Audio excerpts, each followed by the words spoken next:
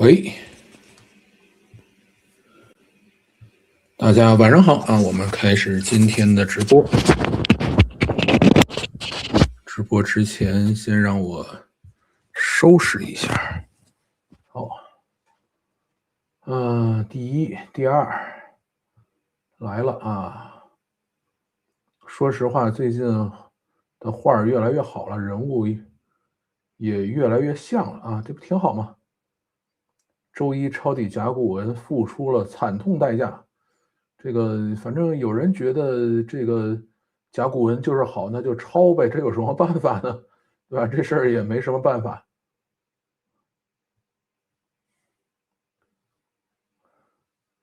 让我去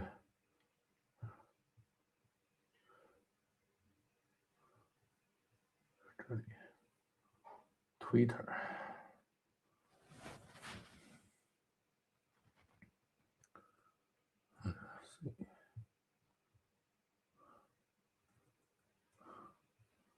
这里。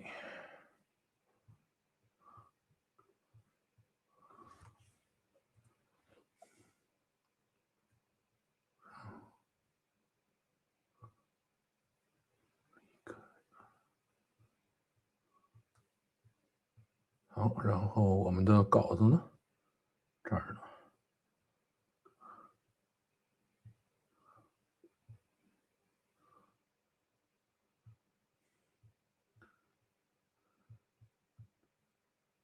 你抄底的逻辑是啥？对，这个我也觉得很神奇啊。哎，不是卡尔加厨吗？你抄上没有啊？对吧？你不是说这个甲骨文是很棒的吗？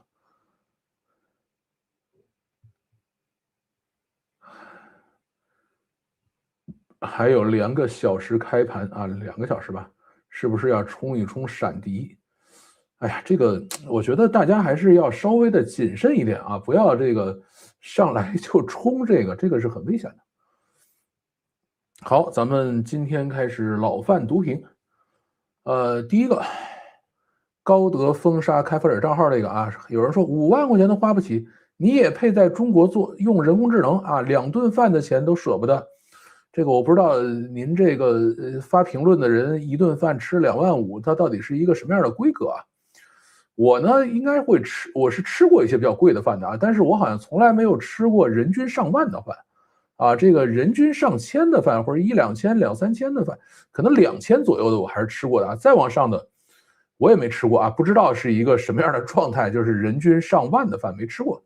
所以呢，这个请问，在中国做人工智能，或者我们在用人工智能这个东西的时候，这个一顿饭要吃2.5万吗？这个真的是什么样发评论的人都有啊，也是很神奇的。然后上期读评啊，有人说了，说 AI 自动驾驶，并且承担责任和 AI 自动处理会计数据，并承担责任，哪个更可能早一些实现？我作为一个会计，感觉应该是后者。这件事儿呢是这样的，就是，我们其实在 AI 还不能够承担自动驾驶责任的时候，也在大量的使用自动驾驶。这个事儿呢，有的时候并不是说在法律上他已经彻底搞明白了，我们才去用的啊。这个经常人还是比较胆大的。至于会计呢，我相信有很多人一定是已经让 AI 开始算账，甚至算完了以后呢，他自己压根连看都没看，就敢把这个数据直接交上去，对吧？这个等到具体能够承担责任，像自动驾驶呢，它最后是说，哎，我们颁布法令了啊，这个 AI 自动驾驶由这个车企承担责任，这个应该是会更快一些。至于会计的话，要求会计承担责任，这个我觉得法律上会滞后很久啊，因为你一旦能够让 AI 去替你背锅的话，大家想想这后边是一个多么好有趣的事情吧。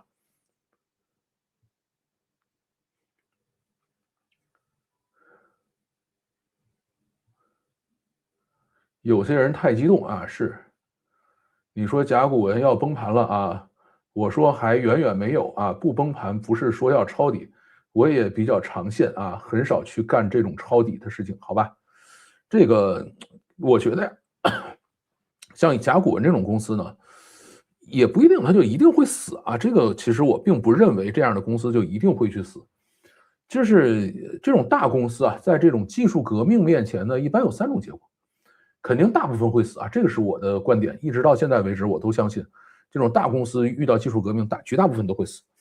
然后呢，有一小部分呢，会成为隐形冠军或者是基础设施。这个里头我想到的一个比较典型的案例是索尼，对吧？索尼其实曾经是非常非常强大的。对吧？从互联网到什么电影，到这个游戏，到这个电脑，所有全套的家电，它全都做。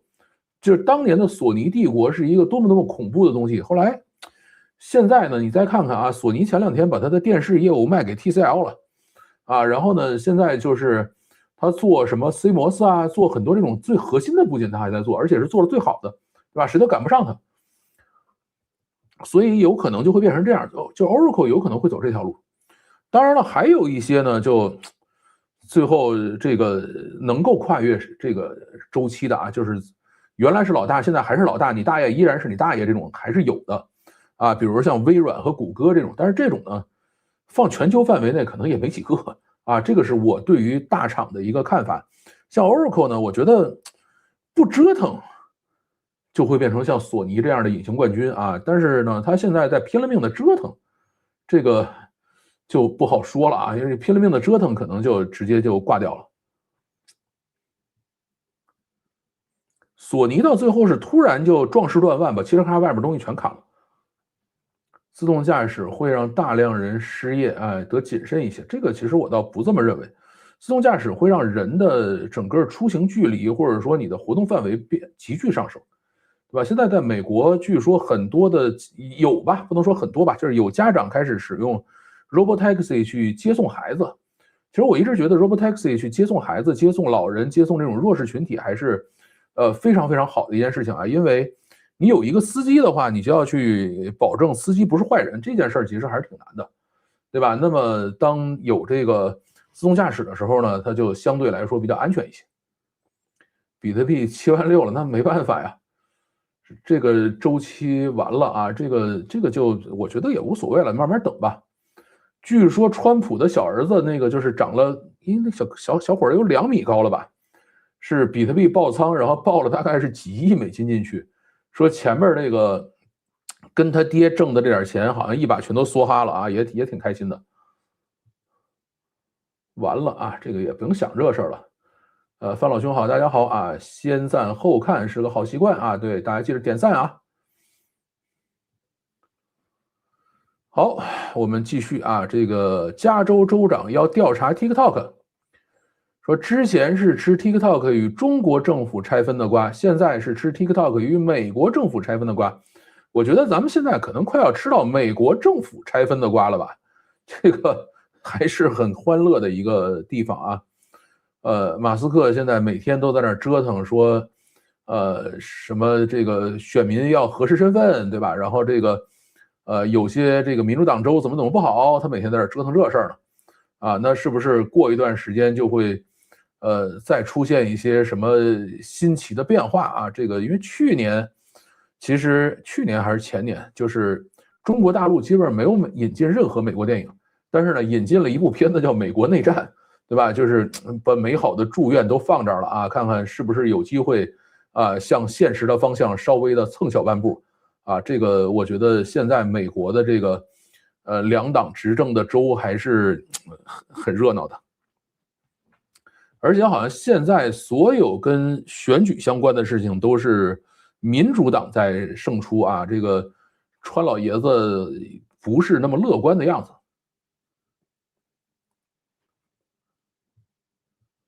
还有人说啊，说民主党是不是蠢呢？当初不让亲民主党的金主去收，那你怎么办？民主党在台上的时候，他惦记把它关了呀。等到这个川普上来的时候，说我们不关了，那才有机会去把它收下来。你民主党你没赶上这机会啊，对吧？民主党肯定也有一堆金主啊，而且加州这帮互联网大厂好多都是民主党的这个阵营，对吧？那他当时没赶上啊，而且呢，当时肯定加州这帮。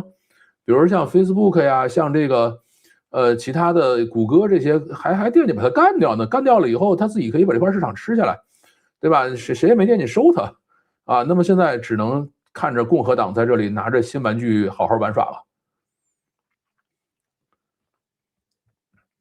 还有人说这个明明是有能力给一个假的播放量的啊，这个但是依然啊是零播放被抓住了，我都怀疑是 TikTok 故意做成零播放的。这个事儿啊，千万别这么想啊！这个怎么说呢？都讲说一句谎话要用10000句谎话或者100句谎话再去遮掩，对吧？因为这个东西你在国内你是可以这么玩的啊，就是你原来是零播放，我给你写一个20播放、50播放或者200播放，这个是没有任何问题的，对吧？为什么在国内可以干这个活呢？因为没人查，对吧？也没有人去审计，什么都没有啊，所以我随便做这个事情就过去了。但是你在美国，它这个你去改这个数是有可能会被审计的，啊，你现在改了很开心，嘁哩咔嚓把零播放改成了个200播放，那你最后审计的时候这个数是哪来的，对吧？那你过不去的。而且你想，他建这个 TikTok USDS， 就是 TikTok 美国数据安全这个公司，就是为了审计的，对吧？如果他自己在里头去播这个的话，那字节跳动快乐疯了。那我你都愿意改，那我就再改呗，对吧？你改了，反正你不查，那我再改了你也不查，那这玩意儿是最后看谁乐啊？这个事儿肯定是没法整的，所以这个数绝对不能改啊！这个肯定是能改，就是它技术上肯定 OK 的，但是他们如果就把这个数直接改了，那肯定造成的损害要比这个零播放直接露出来要大得多得多啊！还有人说阿拉丁的御用刑讯专家向业余 SM 爱好者展示了爆菊伞和卢费杰消防栓，我不知道啊，费卢杰消防栓不知道是什么东西啊，这个瞬间打开了新天地。这个我觉得呢，川普得到像 TikTok 这样的东西呢，他可以这么想啊，这个事儿确实是他们原来应该没见过这么强大的维稳工具啊，这个让他们看到了以后，绝对是打开了新天地。但是呢，他们敢不敢用啊，这个是另外一个回事儿。你有可能你用了以后就再也回不去了啊，这个因为这种东西用起来会上瘾的啊。你像现在这个，今天我还在 Twitter 上看啊，就 X 上我还在看说这个最近不是在重赏这个就是 X 平台在重赏创作者嘛，啊，就有好多人啊用 AI 或者用什么东西去写文章，然后到上面去刷，刷完了以后发现没有得到赏，然后呢有人就发现了说，哎，这个揭露这个民主党州各种腐败的都拿到奖金了啊，就是马斯克原来在川普竞选的时候就干过这事儿嘛，说拿出钱来，然后谁去哪签名我就给谁发钱，对吧？现在 Twitter 上就直接整这套东西了啊，你去骂共和党。那 Twitter 上肯定也会说，你说你这个是不是假的呀？需要核实啊，或者什么的，对吧？你去骂民主党，这个可能直接就拿到这个创作者奖金了啊，那这个就没法整。就算你不给你发奖金，对吧？你去骂民主党了，然后马斯克直接给你点个赞，这你受得了吗？这个一定就广为传播了，对吧？所以我要讲的是什么呢？就是所有的平台自己都是有观点的啊，或者要有立场的，没有哪一个平台是完全没有立场的。只是呢，这个立场它到底是一个透明的，或者说在多大范围内去起作用就完了啊，就不要想着说这个立场是完完全全的这个中立的啊，就没有这种东西啊，千万别想这个。就是 TikTok 有没有立场，绝对有啊；Twitter 有没有立场，绝对有啊；Facebook 还有像什么谷歌有没有立场，也绝对都有啊，这个是没有任何问题的。你说谁是完全大公无私的，没有任何这个立场，完全按规则办事情？如果有人这么想的话，那我觉得就是太幼稚了啊！这个不能这么想，对吧？所以，川普政府现在得到了这样的工具啊，他们我估计也还在开心说研究后边该怎么玩。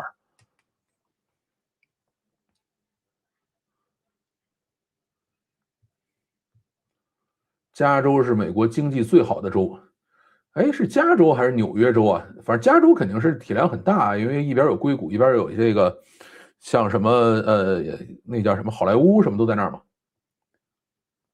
经济最好的定义是啥？对，所以这个我也比较这个诧异啊。经济对这个还是聊聊 AI 让 SaaS 股暴跌呗，这玩意儿有啥好聊的？这个实在是不好弄啊。董王一个不小心就已知用火。什么叫已知用火？天天光顾着维稳了啊，这个想着就酸爽啊，这个，哎呀，董王，我觉得现在看吧，看他后边到底怎么个折腾法。生吃大蒜嘛，啊，不怎么吃，那个还是有点辣。糖不叫糖蒜啊，这个叫腊八蒜，我还是吃的。但是普通的蒜包了以后生吃这事儿干不了。好，继续。这个广州青州啊，140人 AI 骗局被抓啊，这个有人说了，说但凡遇到教人挣钱的，就要多想一下，有这挣钱的机会，他们自己为啥不做？对吧？这个怎么说呢？你要这么想的话，那这个老师不就全废了吗？对吧？老师也是这个有可能教出世界首富来的，对吧？你比如说马斯克的老师，你说你都能把马斯克教世界首富，你自己挣钱去不就完了吗？所以这话呢也不能这么讲啊，但是这个话也不完全错啊，特别是教这种不劳而获的，对吧？我教你怎么买彩票，这我有这本事肯定自己买去了啊，这个要看你到底是授人以鱼还是授人以渔的问题了啊。所以呢，如果我只是教大家一个方法的话，啊，那么还是有可能能够培养出有钱人的，啊，但是如果我教大家的是这个不劳而获的东西的话，那这个我觉得纯骗的可能性更大一些。后边呢还有一个人啊，正好看到这条评论就说了啊，说在评论区看到这么赚钱的项目，为什么他们自己不做？其实还是对互联网流量经济的理解不够深厚。这就是前几年的网红培训、直播带货培训、短视频剪辑培训、招生图啊、招学徒一样。MCN 机构通过这个过程筛选执行力强、精力充沛且具备才华的年轻人，然后逐步把整个链条跑通。而且也和参训学员签了李子柒微念公司那样的霸王条合同，啊，到时候学员有翅膀硬了的想单飞的啊，还会吃大亏。这个事儿呢是这样，就是你说这里头有没有人是真的惦记培养你，完了以后在里头挑选出这个能干活的回来干活呢？或者给你签个卖身契呢？有，但是呢，在不同的时期啊，有些时期里头呢。他们就是特别是在早期吧，他们可能会干这个事儿，但是在相对比较晚期的时候呢，就是这个行业已经不太挣钱的时候，就基本上成纯骗了啊，他们也不惦记给你找工作，也不惦记让你去干任何事情，就是把你的学费骗到手就完事儿了啊，这个都有啊，在不同的时期比例不一样。还有人说啊，抖音、快手就是诈骗的温床啊，这不能这么讲，怎么能这么说呢？对吧？诈骗的温床不是这个所有的平台都是吗？对吧？你以为 Facebook 不是吗 ？Facebook 也是诈骗温床啊 ，Instagram 也是，Twitter 难道不是诈骗的温床吗？其实都一样的啊，只是呢，这个大家对于诈骗的处理方式不太一样而已，对吧？你像我今天在 Twitter 上，大量的人这个突然关注我，说你好，再关注我一下，我给你这个一个蓝 V 加多少钱，对吧？一帮人干这个事儿，那你说他不是诈骗吗？他也是，对吧？所以这个就看各自的这个。对于诈骗的这种态度啊，这个特别是有的时候呢，这个平台为了自己数据好看呢，会对诈骗睁一只眼闭一只眼啊，那就属于是没救了啊。像我们以前给大家讲一个故事吧，我以前在盛大呢做游戏，游戏里头大家知道怕什么吗？怕这个东西呢叫做在里边是什么来着？叫跑脚本啊，或者说叫什么？就是在里边作弊，然后去打金，然后卖装备的啊，怕这帮人。因为这帮人一进来以后呢，整个游戏的这个生态系统就崩了但是呢，有些游戏呢，这个觉得自己数据不好啊，又想去交个差呢，他们就会对这种现象睁一只眼闭一只眼。那么一旦干这个活呢，很快就这个游戏就彻底没法玩了啊！这个就是当时我进盛大的第一个项目叫什么来着？叫灵之塔还是叫什么叫永恒之塔叫永恒之塔，就是这么来的啊！其实游戏挺好的一个游戏，但是就是呢。为了维持数据，因为当时盛大游戏正好要去上市，就是盛大集团上市完了以后，盛大游戏要上市，他们就把这个游戏就给玩废了。就这种东西，一旦是经济系统崩溃了以后，是彻底没救了啊，起不来的。你如果一开始就是发现有问题我就治发现有问题我就治，就这种游戏的生命周期还是蛮长的。所以呢，这个诈骗温床这事儿不能看啊，就是还是要看他们的这个态度。抖音在这块还要好很多啊，就是发现有诈骗，他们还会比较积极的去处理，因为他自己数据是很好的嘛。快手呢就会总是要做出各种艰难的决定的。还有啊，说这种 SaaS 确实是比较菜鸟写的啊，至少也得不时的给人家李明搞点业绩积分啥的，1分等于1元啊，而且积分到了1万，还可以让李明再添3000元投资，变成业务经理级别，拿到1分，还配套送0.5红利啊，这个加速发财，不能帮助人家发财，那么帮助人家做个发财的梦不香吗？这个怎么说呢？不是不行啊，这个事儿是没问题，可以做，但是也是看投入产出比，对吧？你把这事儿搞得太复杂了以后的话，你投入的研发成本就会上升啊，而且呢，最后的转换出来的钱会变少，就不划算了。我觉得这条我记得卡尔加楚写的啊，咱们写一个吧，咱写一个看看，在美国骗点人回来。哎呀，咋回事？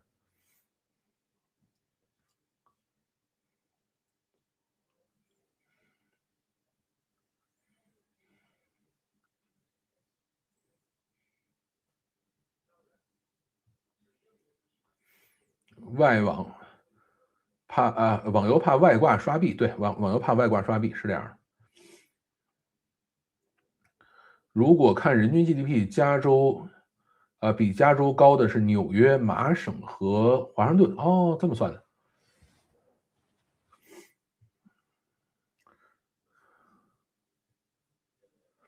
永恒之塔宣传画面是不是一黑一白两个女神啊？高中时候我玩过，当时我们班同学多数玩魔兽世界，一小部分玩永恒之塔，是这样的。那个是韩国 NCSoft 做的游戏啊，盛大代理。当时呢就觉得这个游戏是可以打败魔兽世界的，就是它底子其实是有的啊，但是被这帮人为了去上市，把这个数据把整个的这个经济环境给做崩了。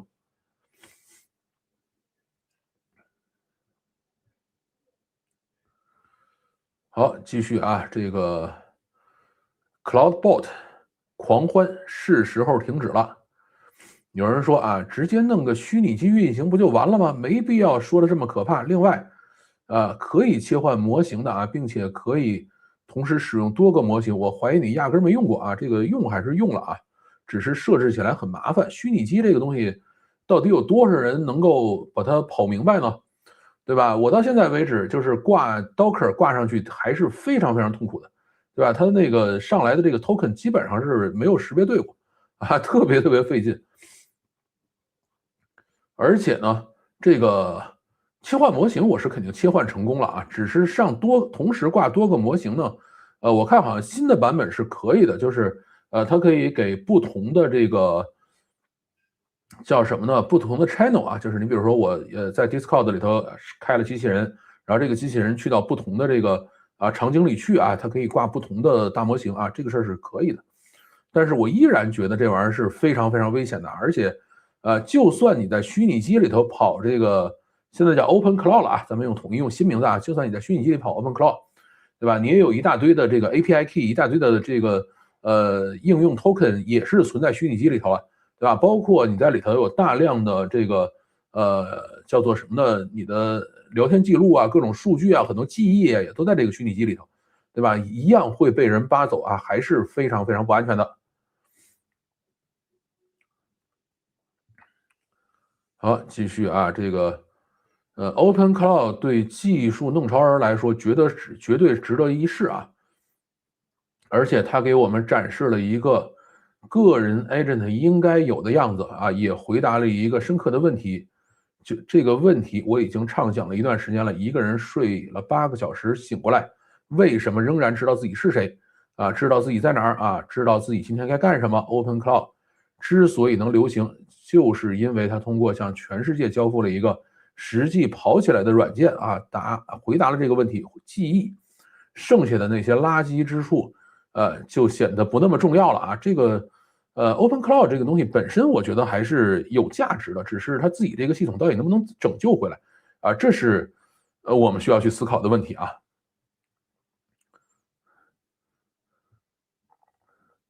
而且我一直觉得什么呢？就是，AI 操作系统就应该长得像 OpenCloud 这样，对吧？它交付的是一个人格啊，这个才是真正比较有意思的地方。那么继续啊，说不能再让这个 Web DEV 们啊瞎搞了，这个太说的，怎么说呢？我们这些程序员确实有时候会看不起，写网页的啊。这个原来我们从来不认为这个 Web 程序员是程序员啊，当时都认为他们是美工，对吧？那么在这样的一个情况下呢，呃，他们就会觉得这些 Web 程序员是没有办法去驾驭这种复杂架构的。至于说它这个系统到底最后能够跑成什么样啊，或者说能不能把它改过来呢？我们还要拭目以待。今天我还在 Twitter 里头在聊这个事儿，因为今天他们是发了20260202版。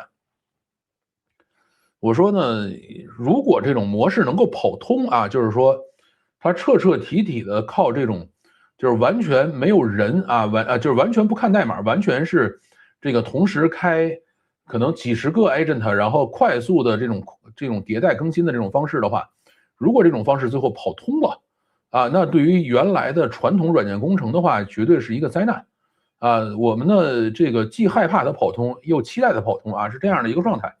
就是它的整个开发模式呢，肯定是能够把所有软件工程的这个祖师爷都从坟墓里砌出来这么一个玩法啊。但是呢，他们现在还在快速的往前走。就虽然我在录这条视频的时候，或者在做这次直播的时候呢，我认为这个项目可能已经烂的无法拯救了，但是目前为止他们还在快速更新，那只能拭目以待了啊，这个也没法说。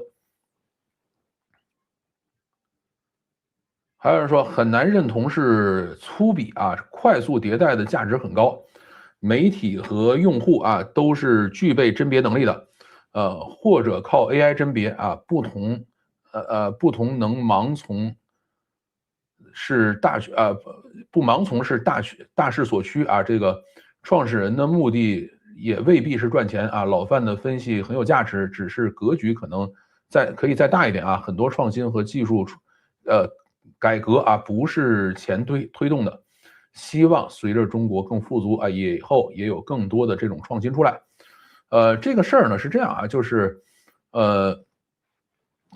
它的价值我是承认的啊，这个东西是有价值的，只是呢，媒体跟用户是不是具备甄别能力这个事儿呢？我觉得，是值得疑问的啊，因为民众这个事儿肯定是，用户肯定是没有甄别能力的啊，大家千万不要认为用户有任何的甄别能力，对吧？他们一定是把很多人凑在一起的一个乌合之众，啊，这个是我的认同的啊。然后至于媒体的话，毕竟不是专家嘛。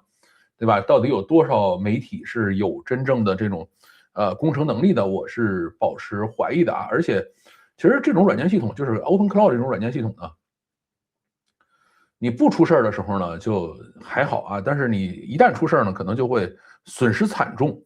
就是有好多的这种就是软件工程上的这些，就是以前的这些做法呢，它可能更多的是在防御一些小概率事件的发生，对吧？咱们现在把这些玩意儿全扔了啊，把各种安全的这种东西都扔掉了以后，是不是可以这个就让它这么稳定的跑下去呢？我们还要让它经过更多的时间的磨练啊。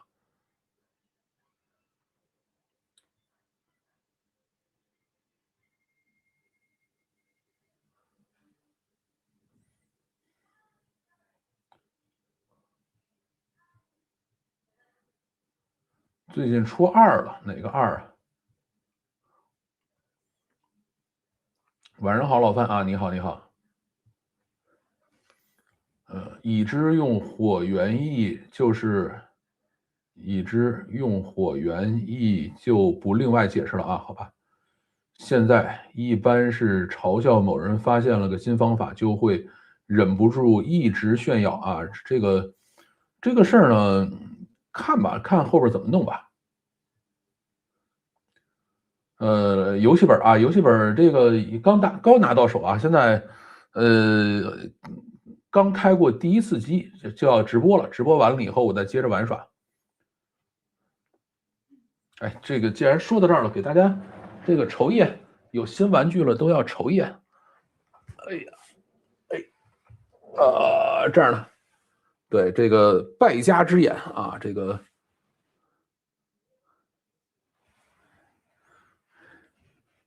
哎，来这边，对，就不打开了，再把它扔回去。在国内买这种国补的产品，有一点特别讨厌啊，就是你必须现场拆机。就是很多人说我要买这个电脑回来自己拆啊，享受这个撕膜啊什么这个喜悦就没有了啊，必须现场把它拆开，因为怕什么呢？就是怕你把这个机器回流回去，然后要把机器拆开，要把这个里外3层的这个码啊都给它拍下来，要保证它一致啊，目的呢就是这个杜绝骗国补啊，所以我就大晚上跑出去，然后站在路边上跟那个京东的小哥在那照相。啊，照了半天相，然后再把它拎回来啊，大概是这样的一个过程。今天一个外行朋友问我大龙虾的事情，我说离一般人有点远啊，不用佛某是的，离一般人使这东西还是很危险的。这个我开个脑洞啊，如果哪天整个数字世界啊都变成CloudBot 的样子的话，资深优秀的码农们会不会变成这个世界的神呢？这个我觉得呢未必是神啊，就是你就认为修车师傅是神嘛，对吧？这个驾校的教练是什么，对吧？也没有都那么神嘛，对吧？至于是不是都会变成 CloudBot 呢？不一定啊，这个它有可能会是一种方向。不等鸡胖的铁盒子吗？不等了啊，那个玩意儿还是挺麻烦的。我爹要是像你这么败家多好，什么意思？这个是脑洞，这个不是脑洞啊，这个应该是一个正常发展方向。啊，最近想买联想拯救者这个哈，所有拯救者中模具最好看的啊，想买来收藏啊，这个收藏就有点太夸张了啊。今年我估计我的 MacBook 是换不了了，MacBook 等明年吧，一年换一个啊。好，继续。元宝派在微信、QQ 里头发红包这条啊，有人说我不关心这么多乱七八糟，我就关心怎么领红包啊。这个对我也去领红包去啊。这个我的红包呢，我的元宝呢，现在元宝好像每天可以领一个。哎，这儿呢，元宝这儿红包开启提现抽。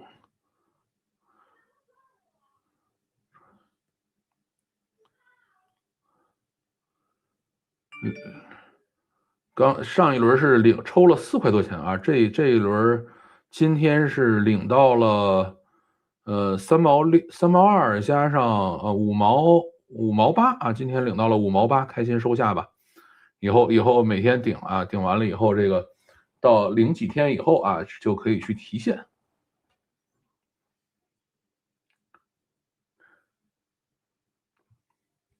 所以领红包还是很开心的。啊，有人说说老范一年讲了2/3都是在讲 AI，那没办法，这玩意儿最热呀，对吧？而且老范玩的很开心啊，甭管这个玩完了以后的这个结果是不是很成熟，或者是不是很正确，先跟大家聊着一块开心了再说呗。所以老范讲 AI 这事儿没什么毛病啊。你现在不讲 AI，你讲别的也没意思啊，就是至少我自己觉得没什么意思。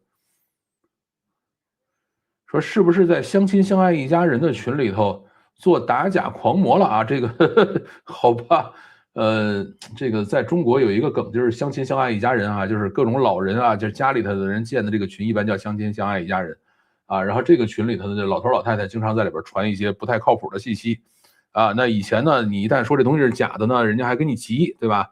觉得丢面子了啊。现在就是你可以艾特元宝，这个是真的吗？啊，那这个就不会丢面子了啊，而且老人也会更相信一点点啊，这个还是不错的。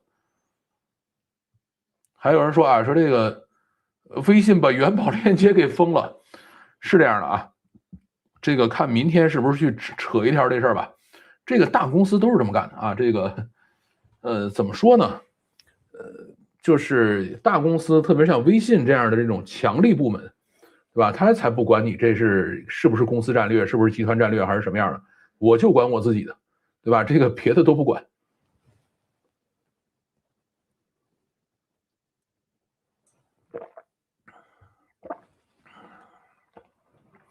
而且有时候啊，你比如说像这个元宝，我还真不知道元宝是哪个团队开发的啊。你像这个阿里的那个千问，就是广州团队开发的，就是原来 UC 那帮人开发的。这帮人你在这个淘天面前，你根本就直不起腰来，对吧？你想上人那儿去要合作，要各种东西，谁理你啊？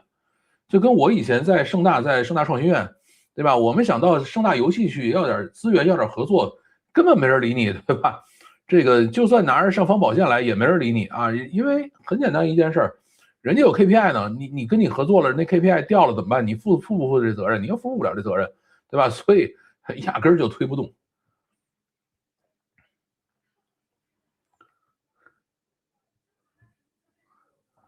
还是说这个没听懂啊？目前这个玩意儿啊，最大的功能就是让我下了元宝的 APP，至于几块钱的红包啊，还不知道怎么领取，到时候怎么发啊？这个赶快去领啊，每天都可以有，还是可以领到真金白银的。大家要注意啊，你去下载一个 APP，如果只是几块钱就让你下载了的话，那这个玩意儿它就赚大发了啊！在中国想去买一个真实用户的下载，没有个几十块钱啊，是很难的。所以你几块钱就搞到了一个这玩意儿，真的是腾讯已经赚翻了啊！就是你每买一个用户，花的钱越少，它就越赚啊，这个事儿大家能够理解。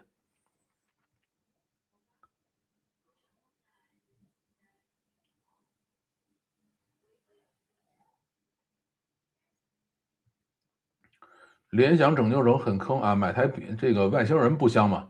拯救者其实还可以啊，那个机器还是挺皮实的。现在美国的 Costco 的 Mac Mini 美国会员限制购买2台，至于吗？这个应该不至于吧？哪里坑了？外星人很贵，对，外星人真的是很贵啊。这个还有人说这个你这个是一线品牌，我说这外星人才一线品牌呢，我这个也就是2线啊。外星人上学的时候喜欢游戏本，现在厂家那么多，现在是一点都不感冒了啊，因为我这个机器主要是不四处走，所以我就买了个这个。原来我是想买幻16的啊，如果买幻16 Air 的话，就是同样的配置比这贵好多，而且幻16 Air 的这个功率要比它小啊，所以我就买了这么个东西，就搁着呗。我所有电脑都是联想的啊，联想能使，没什么太大毛病。这个，哎，联想的就是每一次用最便宜的组件给你装起来，装完了以后保证稳定，对吧？你想在这里头有那么更好的组件、更好的东西也是没有的。但是呢，它保证你能用啊，因为你想联想卖那么多机器出去，你要是经常出问题的话，它维修它也修不过来。开了个 Mac 的虚拟机啊，昨天装好了 OpenCloud 还没配置，可费劲了啊！这玩意儿可费劲了。点赞啊，欢迎。第一台十几年前的还能用啊，只是电池坏了要插电池，好吧？我昨天把它卖掉的那台是3060啊，我应该是在哪年买的来着？应该是可能真的是10年前买的啊，18年还是19年买的啊？大概是18年买的那个机器。然后那台机器呢，昨天去卖的时候，就是说你就是电池衰减了啊，电池衰减了70%。我说那就衰减了吧，都10年了，再不衰减就成妖怪了，对吧？那个机器买的时候我忘了是1万几了，可能也是1万4、5的样子吧。最后卖了我3000多块钱出去。几年前一个 C 端用户啊，大概50往上啊，这个是什么？说的哪段接不上了？都这么大人了啊，还跟小孩似的抢红包啊，这跟当年支付宝刷福字不是一个套路吗？哎呀，这个甭管是多大人啊，你能抢到一点呢，总还是开心的就可以了。开心是最重要的啊，其他都不那么重要啊。为什么不直接配主机啊？这个主机太大了啊，就是你还得找地儿摆，也很烦。这个你万一移动呢，还是可以移动一下的啊。我买东西前先看人啊，联想那帮人不行啊，这个我从来不看这个。人行不行，跟东西造的好不好屁关系也没有，知道吧？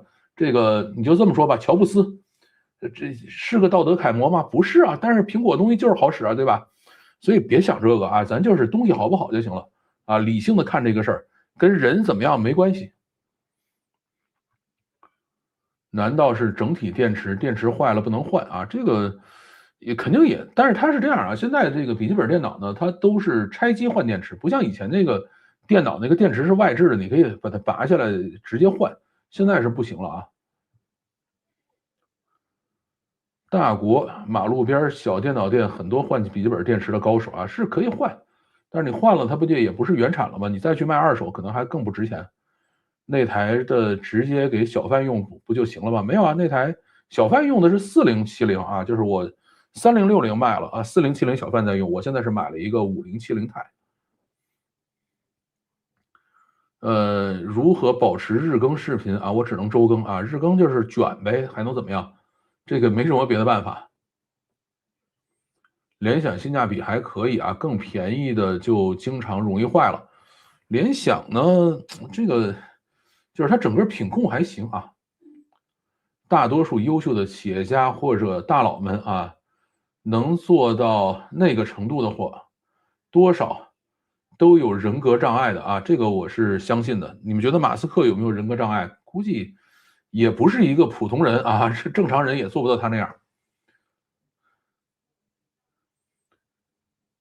如果我还能拿红包如果我还有能拿红包的一天啊，不管大小，我都得都会很爽的。这是离开国内了是吧？离开国内领红包就比较费劲了啊。好，请问10年前的老联想笔记本还可以卖吗？去哪里卖？谢谢。爱回收啊，都能卖，没什么问题，就是只是卖的钱少一点而已。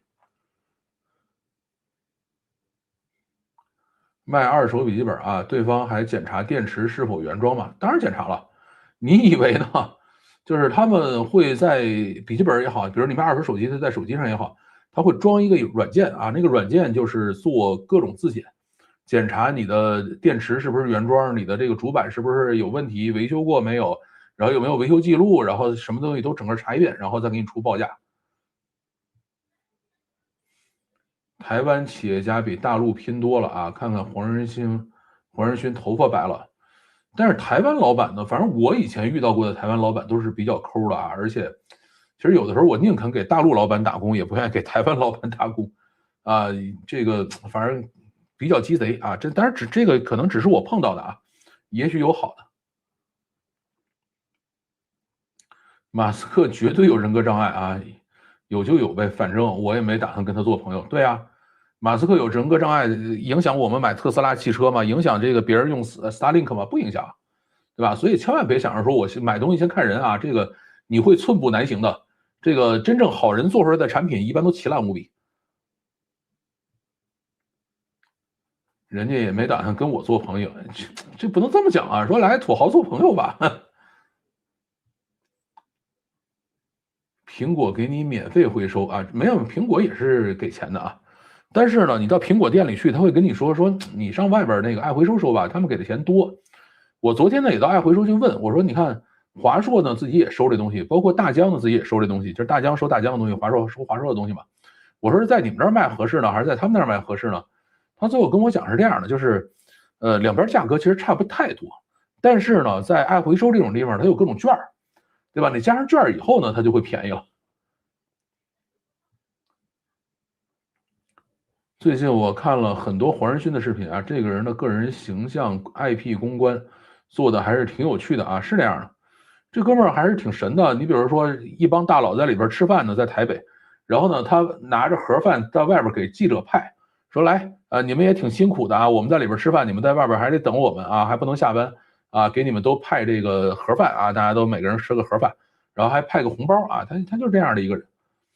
在机场也是说到台湾下地啊，赶快给大家派红包。转广告不是打得挺凶嘛啊？检测官还都是漂亮小姐姐，你要惦记漂亮小姐姐呢，也准备被坑吧？偏执狂才能生存啊，这个反正也不能一概而论了这事儿。台湾老板特别抠啊，反正我没见过大方的，连给自己花钱都不大方啊。这个事儿反正都是我们遇到了啊，这个不能说不能以偏概全吧，人家有好的。啊，天才和神经病之间啊，只有一线之隔。我觉得啊，做到像马斯克他们这种状态的，他肯定已经过这根线了啊。这个你过不了这根线，你是做不到这个状态的。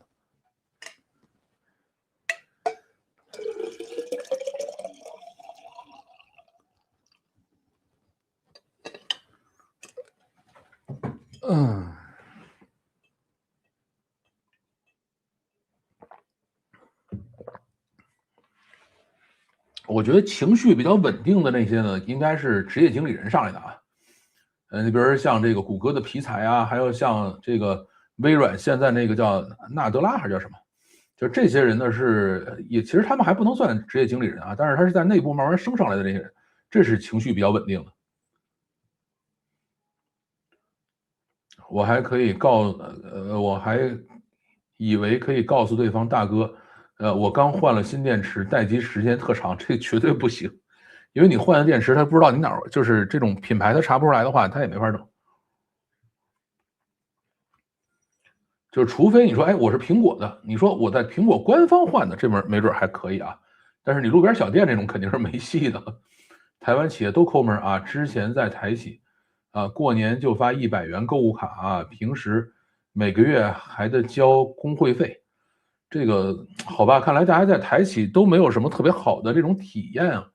这个有谁在台湾企业里头被台湾老板很这个很宽厚的这个对待过的，赶快给我们出来一个，我需要一个反例啊，只是我自己没遇到过而已。来了个新茶壶啊，这个不是新茶壶，这是一直都在这儿，一直在用。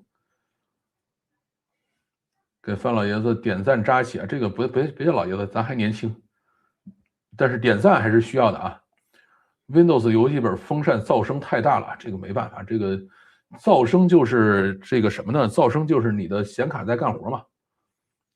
不抠门的台湾老板也有啊，但是这帮人一般也不会到大陆来设厂了啊。这个好像是有这样的矛盾啊。马斯克不属于天才吧？应该属于想敢干的人啊。你能敢想敢干，有一个结果，这就是天才了。苹果官方维修的设备可以直接给苹果回收啊，价格还可以。这种呢，一般你拿到爱回收，其实最好是比价，但是我有时候就懒得折腾了。好，我们继续，这个还有几条啊，这个AI 社交爆发，Notebook 是未来的机会。有人说了，如果 AI 的经济规模是人类的100倍，那么 AI 将1%的工作外包给人类，就能养活人类了。这个我觉得以后 AI 的经济规模或者 GDP 是人类的几百倍，应该是一个正常的状态吧。至于说到底是不是需要外包给人类呢？还要看啊，最后 AI 跟人类之间的一个合作方式。也许以后人类都是行为艺术家呢，对吧？我们每天表演行为艺术给 AI 看，然后 AI 一开心就打个赏什么的，对吧？就跟老范现在干的活一样，这个也没毛病，对吧？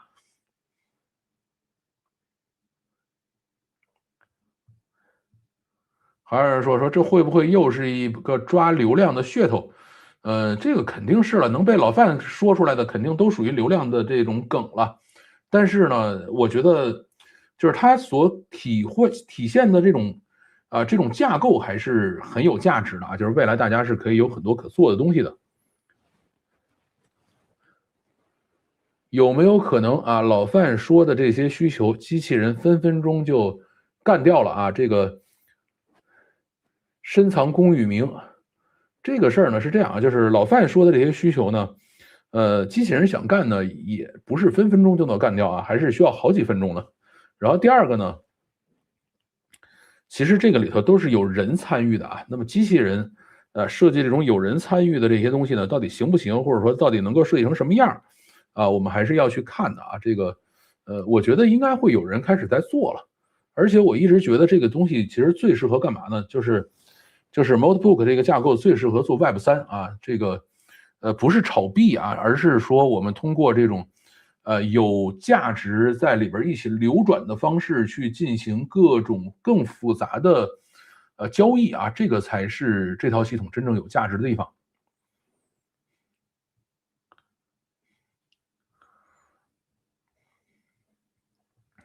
还有啊，说这个最新的消息是 AI 都是假账号啊，其中真实的 AI 只有几千个啊，真实的 AI 大概有6000多个。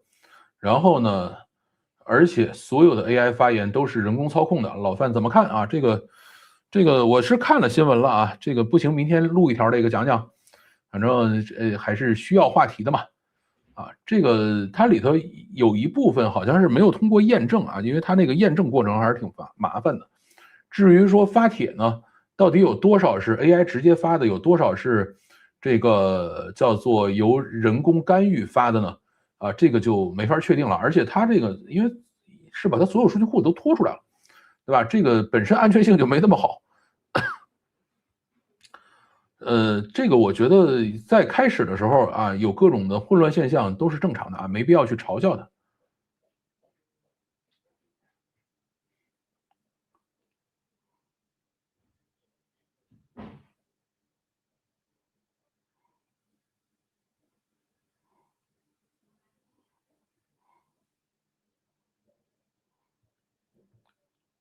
不需要台湾抠门的返利，新西兰公司过年发了个圣诞卡，这个好吧，你这个，也行啊，萨提亚啊，萨提亚，对，这个我就老记不住他那个名字，这个印度人的名字不好记，皮材还好记一点，萨提亚这个就太难记了。台湾老板对台湾员工还算可以啊，比如台积电，对大陆人啊就是赏饭吃了，这个好吧，这个也没法说啊。我觉得我们以前雇佣台湾员工的时候还都是一视同仁的。喊老爷子的啊，你礼貌嘛？就是啊，我们这里只有资深年轻人而已，我们不资深，我们就是年轻人，啊，没有任何资深的地方。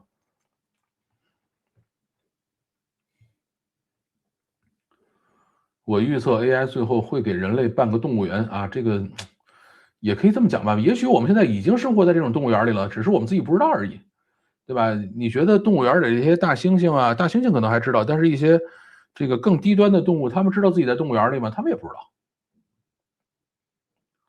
台湾人在大陆抬起，那绝对是香饽饽。有1个月探亲假，台湾报销来回路费，同样的地方岗位啊，工资比大陆人多几千，啊，这就没法讲。反正像我们以前招台湾人，他们的工资是要比我们低的，啊，但是呢会给他们补贴，就是因为你过来是要出差嘛。你在大国老板手下干活会抱怨老板小气；如果是台湾的老板，就抱怨台湾的人小气。大陆老板呢有好的啊，这个我还碰到过，只是台湾老板我就没碰到过好的而已。但是我跟台湾老板打交道的并不多啊，这个所以我觉得我可能只是看到了一些极个别现象而已。也许我们正在动物园里已经几千年了啊，这个我们只是不知道而已啊，这个是有可能的。网传阿里今年首次取消年会，老范怎么看？哎呀，这个我告诉你，大厂办年会可费劲了，对吧？你想他这么大的公司，几十万人，你哪儿弄得过来啊？根本就没法整，所以就别费劲了。他们可能是会各分子公司自己开一开年会啊，但是开年会这个事儿呢，反正我自己是觉得挺无聊的。继续啊，这个 Oracle 现金流危机啊，要裁员3万。这个有人说了，说部署开源模型的 token 价格极低，服务器3、5年回不了本就该淘汰了。这个怎么说呢？呃，服务器3、5年要更新这个事儿呢，是那个大空头他讲。但是呢，现在像微软啊，像亚马逊啊，他说这个服务器，特别是显卡这部分呢，生命周期要比这个再长很多啊。但是具体我忘了他们是5到几年了啊，反正是还可以再多放一段时间，还可以多用一些时间。至于这个开源的模型 token 价格极低这事儿，它也没办法，因为国内就这价格，美国这帮云计算呢还算把这价格拉起来了，对吧？所以这件事儿我觉得还是有的可玩的吧。但是纯调这个 OpenAI 这棵树肯定是活不下去的啊，因为 OpenAI 自己也不挣钱。还有人说了，说如果 Oracle 融不到钱建数据中心，会影响自家模型的会影响有自家模型的公司吗？比如谷歌，谷歌现在的 AI 收入主要还是卖 token 吧，以现在的谷歌 token 价格，投资的资本回报率咋样啊 ？AI 服务器的生命周期，一半时间回本，一半时间赚钱，没有自己数据的公司 token。没有附加值，单卖 token 不算是个好生意。OpenAI 的年收入，才200亿美金啊，这个事儿是这样的，怎么说呢？就是，谷歌真正挣钱的其实不是卖 token 啊，谷歌是，用 Gemini 把所有的这个全打通了。谷歌其实最后还是卖广告，对吧？我们在谷歌的全家桶上转来转去。我们去买谷歌的 Workspace，我们去买谷歌的各种套餐、各种服务，然后只要在这个里边，你可以不断的看到广告。谷歌最主要的收入是广告收入，所以呢，你没法算说 AI 做完了以后我投资了，最后怎么把它挣回来啊？就是它那个链条是挺长的啊。至于说其他的，就是 Oracle 废了以后，对于谷歌不会有影响，对于 Anthropic 不会有影响，对于 XAI 不会有影响，对于 OpenAI 也不会有影响啊，所以他就让它默默的死去吧。还有人说讲的 Oracle 跟傻瓜一样，使劲花钱，不知道量入而出，这点都讲不明白，这点没讲明白啊。这个事儿是这样的，这些人呢，特别像拉里·埃里森这样的人，那肯定是要赌个大的呀，对吧？如果你每一个人都量入而出的话，他就成不了拉里·埃里森了，对吧？他一定是说看到机会，敢于去梭哈，敢于 all in，敢于冲上去。这种人才能成为拉里·安利森，才能成为埃隆·马斯克呢，对吧？都量入而出，咱们就好好给人打工就算了，对吧？所以千万不要觉得谁傻啊，人家可能没准还觉得你傻呢。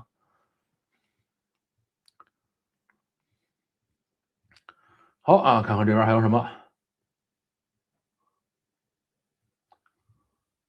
年会是真劳神啊，而且随便什么节目就容易出圈不可控啊。当年新东方那个上课好的不如做 PPT 的就出圈了啊。这个我觉得新东方允许这样的节目出圈本身还算是比较进步的啊。好久没听说李开复好像没听说过李开复小气啊。这个黄仁勋算台湾人吗？那这不知道啊。李开复好像也不怎么大气啊。这个就是李开复跟黄仁勋应该算差不多吧，都是，李开复还是在台湾待了挺长时间的啊。这个黄仁勋是属于从小就去了美国了，所以黄仁勋算美国人可能更多一些。我的台湾老板第一次开会就是说啊，子于檀溪之畔，汝各言汝志啊，我觉得他还挺有文化的。随后日常工作就看到儒家文化的虚伪性了啊，这个好吧。如果英伟达能打通大陆市场，还能继续撑很长一段时间。如果英伟达能够打通大陆市场的话，这个世界就要变样了啊！他们呢是吸取了马老板的教训啊，不要到处张扬啊，赚了钱自己偷着乐吧。这个各个业务部门聚会都先把手机收上来，好也可以啊，这个也是一个处理方法吧。老范并不是很了解拉里·埃里森啊，即使是 AI 数据中心，他也不是那么自己出钱的啊。是啊，我前面不是讲了吗？他也在融资嘛，对吧？只是现在大家不愿意给他了。这个拉里·埃里森我肯定也没那么了解，对吧？跟这哥们儿不熟，压根儿没见过啊。就是我是考过 Oracle 的证书，但是考完了也没用过。马老板的故事至今还没被拍成电影，也是个奇迹。这个我觉得怎么说呢，在中国呢，很多事儿吧，你不能乱搞啊。你在美国，比如说这个人出问题了啊，他倒了，你可以过2天拍个电影。你在中国，这个人出事儿了，倒了，那是要求他彻底消失的啊，就是所有有他名字的东西都要删掉。前2天我听说一个哪个大学，就是大学的校长出事儿了，然后呢，就在这个大学的所有文件里删这哥们儿的名字。这哥们儿好像当了可能有10年校长还是多少年校长，然后这个学校在这些年里没历史了，因为你想中国又是这种老大说了算，一把手负责制嘛，所以一旦要求这个学校里头没有他的名字，那这个学校所有的活动、所有的这个文件上都没了，对吧？这就没法整。中国是有这种要求的，那就还是等这个彻底盖棺定论以后啊，再过个几百年，然后再去研究是不是拍吧。可能到那个时候，大家都不知道谁是马云了。AI 要活到最后啊，得有生态。谷歌、微软是能撑起的，能撑过去的概率大一些，但是微软我觉得有危险了。微软我其实一直觉得是有问题的，回头咱们可以讨论这个问题。豆瓣更新完啊，这个变成对话加 AI 浏览器2个东西了。豆瓣一直是对话加 AI 浏览器啊，只是它那浏览器做的特别烂而已。中国的操作是删除历史，对，就是彻底给你删干净，这人就不允许存在。彻底死亡就是记忆的死亡啊，是。这个谁万一留了这个人的名字或者留下只言片语，都属于叫余毒没有清除干净，那是要承担责任的啊，非常非常麻烦的。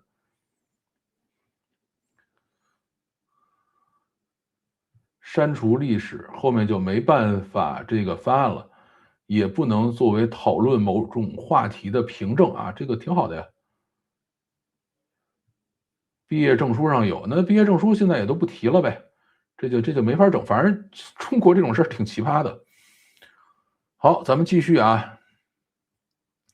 SpaceX 跟 xAI 合并这条，有人说马斯克就是个商人，听听就行了，别当真，全是吹牛的、炒股的。这个看一下这些年他吹的牛实现了几个？2026年，往火星发了啥？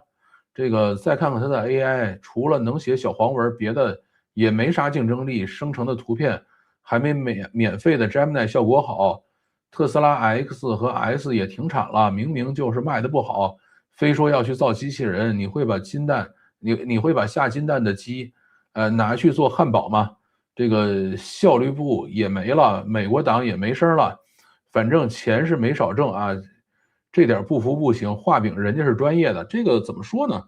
哪个老板不画饼啊？马斯克就属于画的饼比谁都大，然后最后他还真挑着几个给你实现了，只是实现的时间可能会稍微晚一点，这就已经很不得了了，对吧？所以这件事儿。我觉得马斯克已经算是其中做的非常非常好的了啊。还有说，早先我就查了一下，发现6月28号是个星期天啊，这我还没查，我只是查了一下马斯克的生日是哪一天啊。这个那有可能是比如说6月29号啊，反正前后天去把这个事情给他办了呗，这都不是什么大事儿啊。还有人说老范这个网络犯罪防治法征求意见稿。这个啥意思？解读一下，这没法解读啊，这种东西就当我从来没看见过。还有人说你的文案感觉是 AI 准备的，但是你没有核实数据，比如说你说 Anthropic 2025年的营收20亿美金，估值600亿美金，这个大概是2024年年底 Anthropic 的数据，2025年年底这个数据是这个数据的5倍了啊，现在估值是3000多亿美金了。这个呢，首先要跟大家道歉啊，这个确实是这样的，是。这个我的文案呢，肯定都是自己写的啊，这个要跟大家澄清一下。但是呢，给文案收集数据呢，一般是用的GPT 5.2啊，现在是 GPT 5.2 Thinking 的这种模式啊，我一般会去用这个叫做什么呢？这个Deep Research 啊，一般会用这样的东西。通常我觉得 GPT 的幻觉呢，会比这个Gemini 还要少一点，Gemini 3的幻觉更厉害。这个就是当时我看到这个数的时候，其实心里也是想了一下，说好像不太对，但是确实没有去做核实啊，这个跟大家道歉，这个错了嘛就要认，啊，这个Anthropic 2025年的收入呢，因为它不是上市公司嘛，所以它没有财报啊。现在大家预估呢，大概是在100亿美金左右啊。然后呢，它的最后的估值的话，应该是到3500还是3000几了，我忘了啊，反正也是3000多亿美金了啊。这个跟大家更正一下啊，这个数据有问题。最后一条啊，我想知道数据中心在太空如何散热啊？这是我不知道的黑科技吗？或者只是概念技术啊？这个事儿是这样啊，就是它的散热呢是靠叫辐射散热，就是在后面加这个辐射板啊，让这个热量通过辐射板再辐射出去。所以马斯克使用的这个方案呢，它是100万颗分散的卫星啊，它并不是像谷歌那样惦记说整一个是4公里还是4英里这种见方的一个大太阳能板。然后呢，建一个集中的，啊，你要把它建成集中的话，最后散热就会比较麻烦啊。你如果是分散的100万颗，其实散热并没有那么费劲。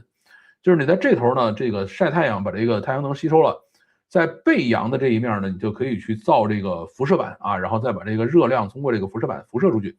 但是呢，太空中因为没有物质嘛，或者物质很稀薄嘛，所以它没有对流啊，没有蒸发呀，啊，就是没有这些散热方式，辐射的效率呢就是要稍微低一些，啊，大概就是这样的一个情况。好啊，让我们再看看这边还有什么。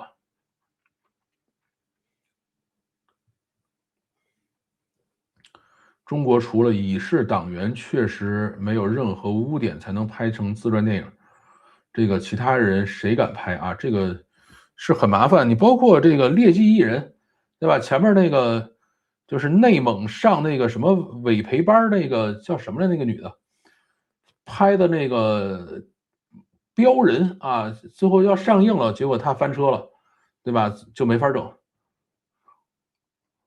最后只能把他的镜头全剪了，然后重拍。那你说我拍的时候我也不知道，对吧？那你说我这损失找谁去？没法找。李开复，我在办公室见到他的时候，他是个工程师的小头头，没感觉很大方，还蹭我们部门请客晚饭的啊。再过几年就厉害了，这个这个就不知道了啊。就是李开复呢，我是见过他两面吧，但是呢，并没有真正的坐下来聊过。我也觉得微软会出问题，典型的大公司病啊，是。这个我觉得呢，大公司病是一方面，另外一方面呢，它其实最主要的问题是模型不是他自己的啊。如果模型是他自己的，这事儿没有任何问题。就是如果说到最后实在玩不下去了，微软把 OpenAI 收了，那微软是有救的。如果微软收不下 OpenAI 了，继续这么这个里里外外这么就是翻过来倒过去的，那它就很危险。增删改查啊，说删历史，说删除历史，不如说修改历史。哎，这个事儿呢，修改历史呢，你还是要有痕迹的啊。现在就是要求删掉啊，不允许有任何痕迹。那么有几个老板大方呢？这个没法说啊。你比如说像胖东来的这个于东来，是不是算大方点了？一切都是相对而言啊，都靠同行衬托啊，这是真的。奇怪了，看了老范的数，我查了 Gemini，数据没幻觉，但是 Gemini，反正我原来一般是查俩呀，就是 Gemini 跟那个OpenAI，我会两个一起查，但是这个呢，我就只查了 OpenAI。它呢是这样，就是你如果单独问一个数呢，通常是对的。但是像我现在的工作习惯是这样的，就是我先去这个阅读，阅读完了以后呢，我会写一个可能有个不到1000字的这种问题稿啊，就是各种各样的问题都问出来，然后我会一次性的把这个问题稿扔给 OpenAI 和这个谷歌的 Gemini 啊，然后呢他们去处理。就是当你的问题很大很复杂的时候呢，这个幻觉的比例就会上升啊，这个。但是你让我问一大堆的小碎问题，然后再去总结自己的稿件呢，这个事儿我又觉得太累啊，所以我现在还是习惯就是一次总结出一堆问题来，把所有想问都问完了，然后让他去做 deep research 啊，做完了以后呢，这个再去这个把他整个 deep research 结果读完啊，然后再去写自己的新稿啊，我一般是这样的一个工作流程。这个怎么说呢？呃。就是在这种大问题下，谷歌的幻觉要比这个 OpenAI 要多得多。Gemini 我用着经常出现问题啊，出现幻觉。Gemini 反正我用着也是幻觉很多啊。Anthropic 目前2月份估值是3500啊，好吧。去年9月份是1830啊，不到半年翻了1倍啊，那挺好的呀，这不是挺好的吗？感觉马斯克就是想搞个戴森球啊，这个好吧，这个戴森球我觉得没那么容易啊，这个还是有难度的。我听说马一龙老师是中国车企最大方的老板啊，这个是真的，这个遥遥领先，这个绝对遥遥领先。中国车企天天抱怨说马老板给的工资太高，微软钱多啊，但是也不好说啊，真脸黑了，连续碰上黑天鹅，再大的公司也倒得很快。但是微软你看，这个做 WinPhone 没倒下去，收诺基亚没倒下去，对吧？就是在整个的移动互联网发展的一个过程中，它其实折腾了好几次，最后都没倒下去。所以微软呢，我觉得这一次就算是 OpenAI 没收进来，它死应该也不会死啊，就是只是费点劲而已。问题多，而且多了比较容易有倾向，那么就容易幻觉了，是这样的。这个，所以我现在也在想，这个有什么办法？实在不行，就是以后这样，就是我整一堆问题以后呢，然后写一个 agent 把它拆了，拆完了以后分别问，啊，然后呢分别校对，然后再去搜集这个确认，啊，现在呢我的本地是有 deep research 的 skill 的啊，以后可以试试这个。只是 Deep Research 完了以后的那个文本实在不是我喜欢看的格式，这个特别生硬。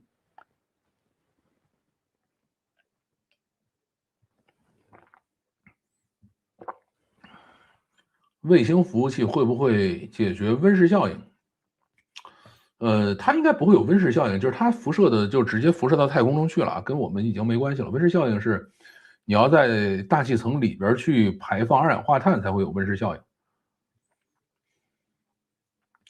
微软这次要是没赶上 AIOS，还是有机会凉吧？这个不好说啊，因为他手里现金储备还是真的很充裕的。好啊，看看还有什么问题。如果没有什么问题的话，我们今天差不多就到这里啦。我新的视频还没有传输上去呢，我看看今天有几个赞啊？看不出来啊，这个